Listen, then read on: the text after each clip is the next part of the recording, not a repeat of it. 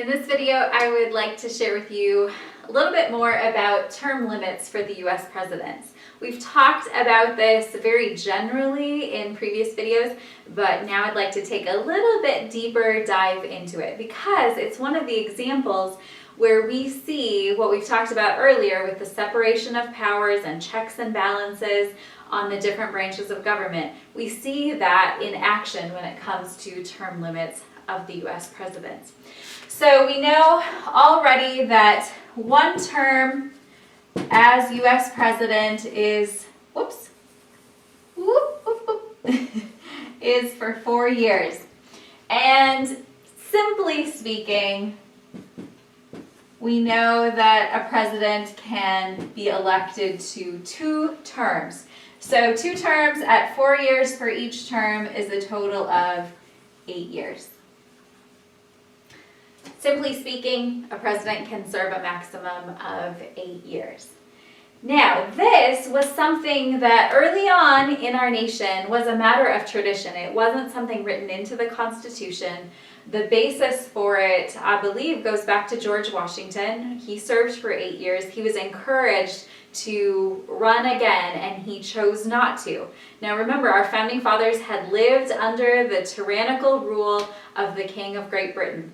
And so they had a respect for mankind's nature, and they had a conviction to not entrust any one person or group of people with too much power, which is why they set up our form of government the way that they did. So with that, George Washington set a precedent for presidents not running, not serving for more than 8 years. Now, over time, some presidents did pursue a 3rd term as president. So they did try to seek office beyond the 8 years. However, only one president was successful in achieving that desire. And that person was Franklin Delano Roosevelt. So he actually served for 12 years.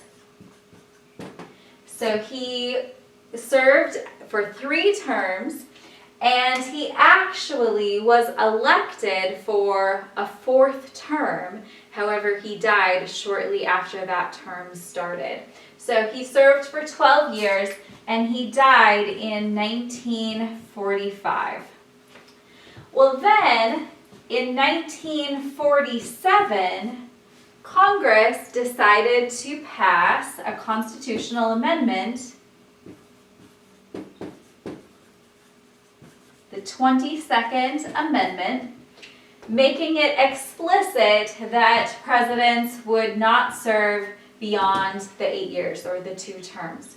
Now, as we said before, it's a little bit more complicated than that, but let me come back to that detail. Stick with me for a moment. So Congress passed the 22nd Amendment. They had to get a 2/3 vote, so a supermajority. Majority would be half, right? Just over half.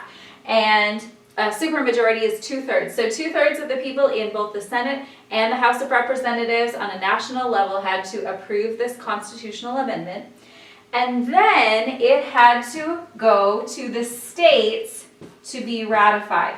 So then it went to the different state legislatures, and 3/4 of the state legislatures had to vote to ratify it. And then it became officially a constitutional amendment.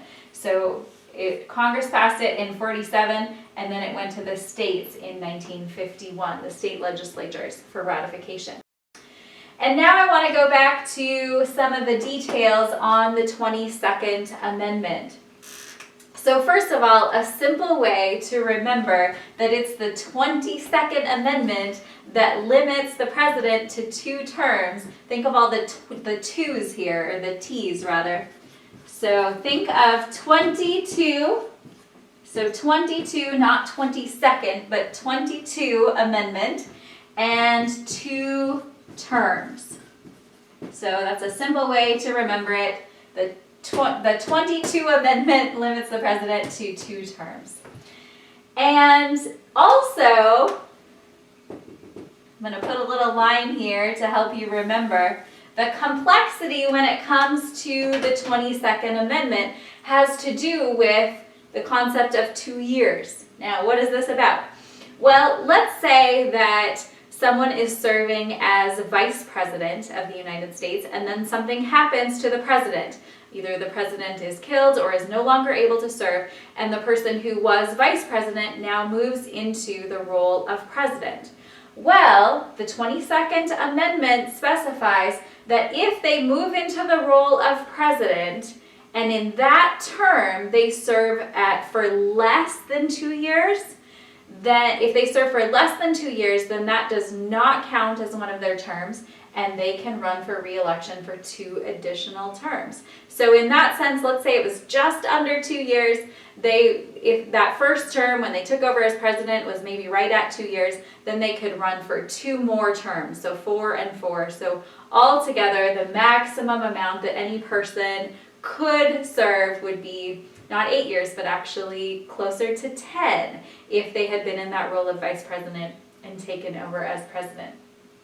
However, if they take over the role of president in the middle of a term and it is for more than, back to 2, if it's for more than 2 years, then if they serve as president for more than 2 years, then that counts as one of their terms, and they can only run for re-election 1 time. So that is the details surrounding the 22nd Amendment. So I hope that clarifies a little bit more about term limits, gives you a glimpse into understanding the process for amending a constitution, but also gives you another little glimpse into how our presidents wanted power to be decentralized and giving a lot of power to the states and the masses for deciding what the law of the land would be. So the Constitution is considered the law of our land, and other laws that are made have to align with the Constitution. So hope that was helpful, and I will leave it there for now. If you have not checked out the Super Simple President song, I encourage you to look at other videos on this playlist and memorize your presidents and use that for a launching pad for learning more about our presidents and our nation's history. So thank you so much for your time, and take care. Bye-bye.